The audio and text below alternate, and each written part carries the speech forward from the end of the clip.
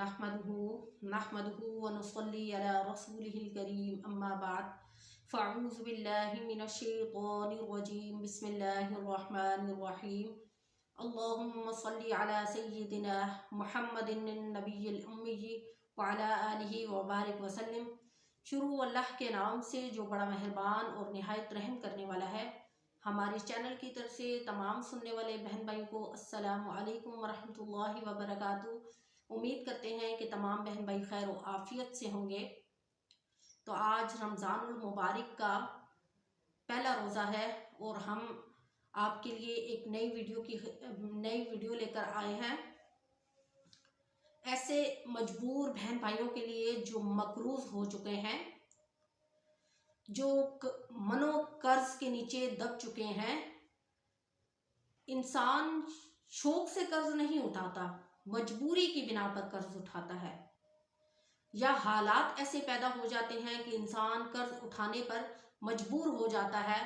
इंसान ये सोच के कर्ज उठाता है कि वो अपने हालात को बेहतर से बेहतरीन कर देगा, लेकिन उसे ये नहीं पता होता कि वो कर्ज तो उठा लेगा लेकिन उसके लिए उतारना कितना मुश्किल हो जाएगा।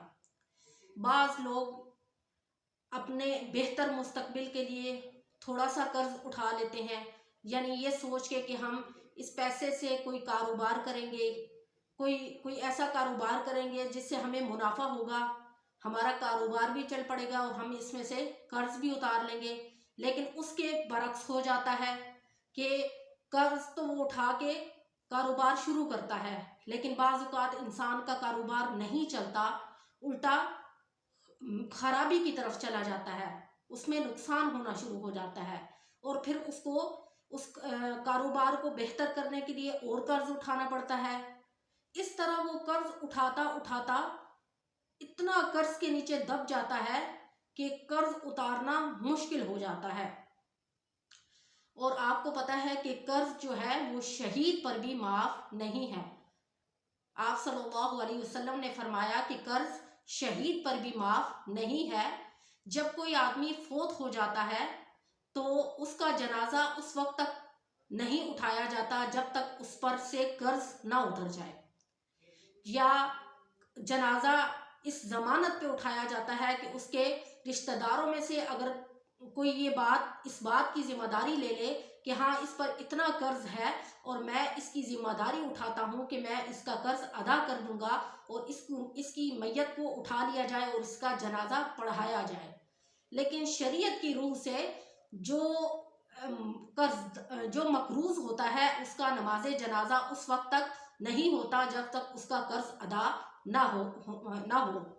तो लिहाजा इंसान तो ये सोचता है कि वो ये थोड़ा सा कर्ज उठा रहा है तो वो उतार देगा, लेकिन क्या होता है कि उसे एक कर्ज के बदले में कितने कर्ज उठाने पड़ते हैं। पहले थोड़ा उठाया, फिर और ज़्यादा उठाया, फिर और ज़्यादा उठाया। यानी कर्ज भी इंसान शौक से नहीं उठाता बल्कि मजबूरी की बिना पर, या हालात ऐसे पैदा हो जाते हैं कि इंसान कर्ज लेने पर मजबूर हो जाता है। तो ऐसे हमारे मजबूर बहन भाई जो कर्ज के नीचे दब चुके हैं, तो आज जो वजीफ़ा मैं आपको बताने लगी हूँ, अगर रमज़ानुल मुबारक के इस बाबरकत महीने में आप ये अमल कर लेंगे तो इंशाअल्लाह आप देखिएगा, अगर आपका पहाड़ों के बराबर भी कर्ज हो, या दरख्त के पत्तों के बराबर कर्ज हो, या रेत के ज़र्रों के बराबर भी कर्ज हो, या समंदर के पानी के बराबर भी अगर आपके ऊपर कर्ज हो तो वो भी उतर जाएगा। वैसे इतना होता नहीं है, लेकिन अगर किसी पर कर्ज हो तो वो उतर जाएगा। हम बाज़ औक़ात इस चीज़ के पीछे पड़ जाते हैं कि हम वज़ाइफ तो करते हैं लेकिन उसका असर नहीं होता। असल जो बात होती है वो हमारे यकीन की होती है। जब हमारे यकीन के अंदर कमी होती है तो ऑटोमेटिकली हमारे जो वज़ाइफ होते हैं उसमें वो असर नहीं होता।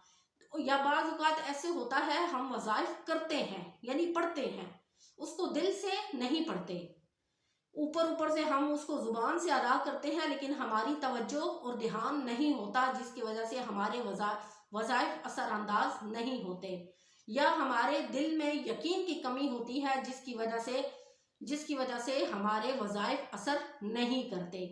तो आप यकीन मानिए कि ये बरकतों वाला और रहमतों वाला महीना है, जिसमें हर चीज़ को दुगना, हर चीज़ का अजर मिलता है। यानी अगर आप फ़र्ज़ नमाज अदा करोगे तो उसका भी 70 फ़र्ज़ों के बराबर आपको सवाब मिलता है। अगर आप कुरान मजीद की तिलावत करोगे तो आपको 10 कुरान मजीद की तिलावत करने के बराबर सवाब मिलता है। तो इसी तरह अगर आप रमज़ानुल मुबारक के इस बाबरकत महीने में कोई भी वजीफ़ा करेंगे तो उसका सवाब भी आपको दुगना चुगना मिलेगा, और इसका जो असर है वो आपके सालों साल इसका असर मौजूद रहेगा।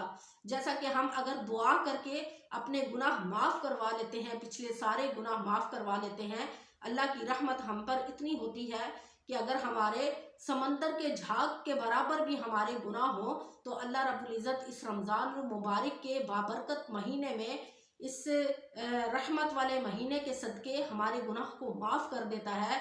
तो सोचें, अगर हम वज़ाइफ करेंगे और यकीन के साथ करेंगे तो अल्लाह रब्बुल इज़्ज़त पूरा साल हम पर रहमत नाजिल करेंगे। तो क्या हम यकीन के साथ अल्लाह से मांगेंगे तो वो हमें अता नहीं करेगा? तो वो हमारे बहन भाई जो मकरूज़ हैं या किसी भी मसाइल का शिकार हैं, मसला किसी किस्म का भी हो, अगर वो ये वजीफ़ा करेंगे रमज़ानुल मुबारक के महीने में तो इंशाअल्लाह अल्लाह रब्बुल इज़्ज़त, अगर वो मकरूज़ है तो इंशाअल्लाह उसका कर्ज अदा हो जाएगा। इसी तरह अगर कोई किसी परेशानी में मुब्तला है, किसी बड़ी परेशानी में मुब्तला है या किसी छोटी परेशानी में मुब्तला है, लेकिन अगर वो ये वजीफ़ा कर लेगा तो इंशाअल्लाह आप देखिएगा उसके तमाम मसाइल हल हो जाएंगे। और ख़ास तौर वो हमारा भाई जो कर्ज के नीचे दबा हुआ है, वो ख़ास तौर पर ये अमल करे रमज़ानुल मुबारक के इस बाबरकत महीने में। इंशाअल्लाह आप देखिएगा कुछ ही महीनों, क्या दिनों में ही उसका कर्ज ख़त्म हो जाएगा। अल्लाह गैब के ख़जानों से ऐसा नवाजेगा कि उसको यकीन ही नहीं आएगा कि कहाँ से इतनी गैबी मदद हासिल हो गई है। तो क्या है कि आपने क्या करना है कि सूरत कहफ आपने 7 मरतबा पढ़नी है। अव्वल आखिर 3-3 मरतबा दुरूद इब्राहिमी पढ़ना है, और आपने ये वजीफ़ा एक ही दिन में करना है। यानी सूरत कहफ आपने 7 मरतबा एक ही दिन में पढ़नी है। इसके लिए आपको इस बात की इजाज़त है, आप अकेले नहीं पढ़ सकते। कुछ हमारे बहन भाई ऐसे होते हैं जिनको कुरान मजीद पढ़ने में दुश्वारी होती है, तो ऐसे हजरात कुछ लोगों को जमा करें, 7 लोग भी जमा होकर इस वजीफ़े को एक जगह इज्तिमाई तौर पर बैठ के करें और उसके बाद दुआ कर लें। वो हमारा भाई जो मकरूज़ है बहुत ज़्यादा, जिसके हालात कर्ज की वजह से इतने ख़राब हो गए हैं कि जीना भी मुश्किल हो गया है और वो हर वक्त परेशान रहता है। परेशानी से मसाइल का हल नहीं होता, बल्कि डट के अल्लाह पर यकीन करें। जब आपका यकीन इतना पुख्ता हो जाएगा तो अल्लाह के आगे किसी की कुछ भी नहीं चलती। अगर वो चाहे तो दिन में ही इंसान को करोड़पति भी बना सकता है। तो लिहाजा आपने क्या करना है कि ये जो वजीफ़ा करेंगे आप अकेले भी कर सकते हैं, लेकिन अकेले करना थोड़ा मुश्किल है, इसलिए आप 7 लोगों को जमा करें और एक तन्हाई यानी अकेले कमरे में सारे लोग 7 लोग जमा हो जाएं और बावुज़ू हालत में इस सूरत कहफ की तिलावत करें। और दौरान तिलावत किसी ने भी कोई गुफ्तगू नहीं करनी। हाँ, कोई ज़्यादा मजबूरी है, कोई ऐसा उज़र है जिसकी बिना पर आपको बोलना हर हाल में ज़रूरी है तो आप बोल सकते हैं, वरना आपको बोलना नहीं है। तन्हाई में यानी एक कमरे में कुछ लोग जमा हो जाएं और वजीफ़ा करें। वजीफ़ा करने के बाद इज्तिमाई दुआ होगी। इज्तिमाई दुआ में वो हमारा भाई जो मकरूज़ है ख़ास तौर पर उसके लिए दुआ की जाए। इंशाअल्लाह एक ही बार के अमल में आप देखिएगा अल्लाह ताला गैब से आपकी ऐसी मदद करेंगे कि अगर आपका कर्जा आसमान और ज़मीन के बराबर भी है तो वो भी ख़त्म हो जाएगा। यकीन के साथ आप अमल को करिए, यकीन के साथ अल्लाह पे यकीन रखिए। अल्लाह पे यकीन आपका इतना पुख्ता होना चाहिए कि कोई भी आपके यकीन के दौरान हायल ना हो। तो क्या है, उसके बाद आपने दुआ करनी है। इंशाअल्लाह आप देखिएगा अल्लाह रब्बुल इज़्ज़त गैब से आपकी मदद फरमाएंगे और आप जो बहन भाई मकरूज़ हैं उनका कर्ज अदा हो जाएगा और जो परेशानियों में मुब्तला हैं उनकी भी परेशानियां ख़त्म हो जाएंगी। और अल्लाह रब्बुल इज़्ज़त इस रमज़ानुल मुबारक के बाबरकत महीने के सदके उसको रहमतों से नवाजेंगे, उसको गैब के खजानों से अता करेंगे जिसके बारे में वो सोच भी नहीं सकता। तो आज का हमारा ये वजीफ़ा था। उम्मीद है कि आपको हमारा ये वजीफ़ा अच्छा लगा होगा। अल्लाह रब्बुल इज़्ज़त से दुआ है कि अल्लाह रब्बुल इज़्ज़त आपको और मुझे इस पर अमल करने की तौफीक अता फरमाए। व आखिरु दावाना अनिल हम्दुलिल्लाहि रब्बिल आलमीन। अस्सलामु अलैकुम व रहमतुल्लाहि व बरकातुहू।